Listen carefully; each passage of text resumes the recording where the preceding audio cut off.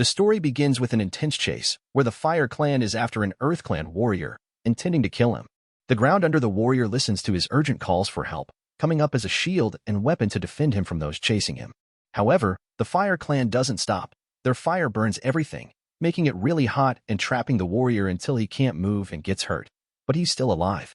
Just when he's most in need, a surprising friend from his group shows up to save him. But the warrior, who really values his duty and honor, won't run away. Instead, he gives his savior a very important job, to tell the Earth King about the Fire King's secret battle plans. This is to help prepare for a big attack that's about to happen. Even though he's hurt, the warrior gets up again and bravely faces the Fire Clan. He fights hard, but there are too many of them, and he can't win. They capture him and take him to their king, but not just to lock him up. The Fire King has a bigger plan and wants to use the warrior to scare everyone and spread lies, especially aiming at the Air Clan. This is because they are a danger to him. We learn later that the world has 4 tribes: water, air, earth, and fire. Each group controls one element, except for one special person who can control all 4. This person is very big and can come back to life in a new body after dying. It's supposed to be the air group's turn for him to be born into, but he hasn't shown up yet. This person is very important because he can keep peace in the world, and that's why the fire group is attacking the air group, trying to stop him from appearing. In the heart of the Air Clan sanctuary, we meet Aang, a 12-year-old boy marked by destiny.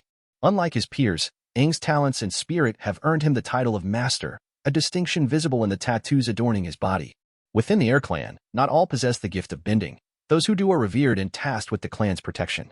The rest, though lacking elemental powers, are trained in martial arts to defend themselves and their loved ones. On a pivotal day, Aang's mentor becomes frustrated by his absence from training. However, Aang believes that his skills surpass those of students his age, therefore, he doesn't receive any benefits from it. And then the teacher is summoned to the council, which includes the king of the Air Clan and the ministers. The king, who is ever full of suspicion, flies to join in training Aang in dealing with the rest of the elements, but the teacher is opposed and sees that they should dispense with a little because he is a young child. The king rebukes, saying that the Fire Nation is getting ready for an attack anytime soon, and the only one having the key on how to meet them is the Avatar. And since he is that guy, then he has to take over as they are wasting no time now.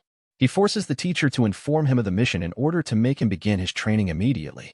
The teacher takes Aang to a quiet place for a serious chat. Aang feels very worried because he knows he has a big job to do, but he's just a kid. He's scared to leave his home and friends to go learn more. But his teacher tells him he's kind and brave, and those things will help him a lot. Hearing this makes Aang a bit less afraid of what's coming.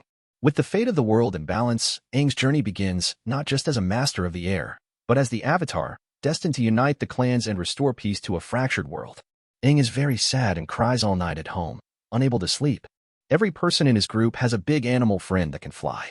Feeling very upset, Aang decides to leave his home with his flying animal, Appa, to get away from his problems.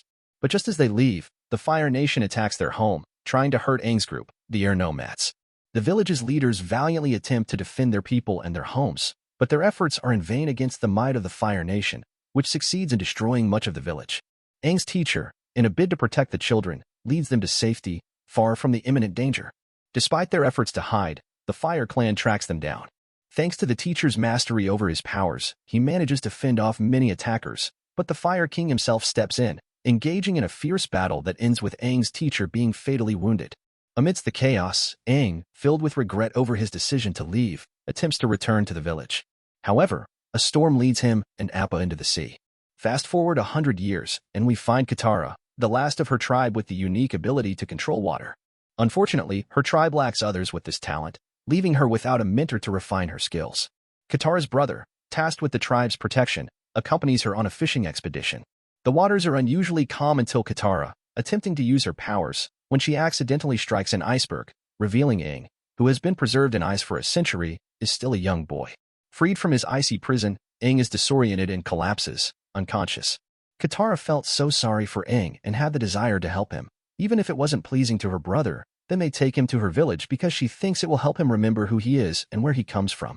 Once there, their grandmother surprised them by saying that people thought all the air nomads were gone, so they let him rest until he wakes up and tell them his story. At the same time, Prince Zuko, who was kicked out of his home by his dad, the Fire Nation king, until he catches the Avatar, sees Aang being set free. He notices a bright light in the sky signaling the Avatar's return, so he attacks the nearest village to find Aang.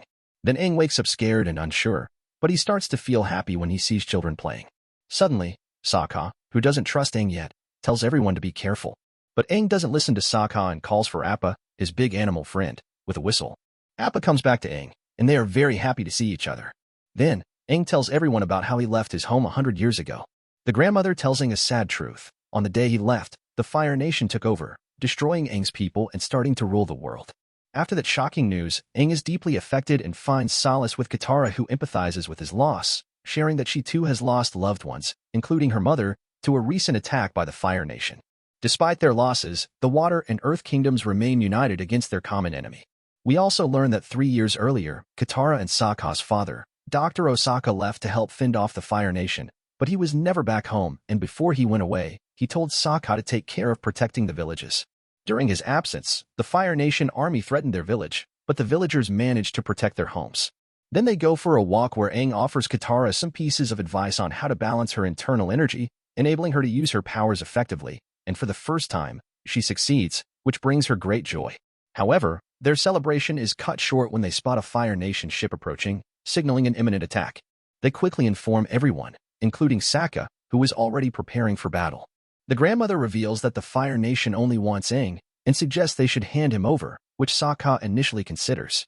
However, Katara pleads with him not to do so. Reflecting on their family's values of aiding those in need, Sokka rethinks his position and finally decides to help Aang. Katara decides to hide Aang far from the village, while Sokka confronts Zuko, who challenges Sokka, leading to a tense standoff.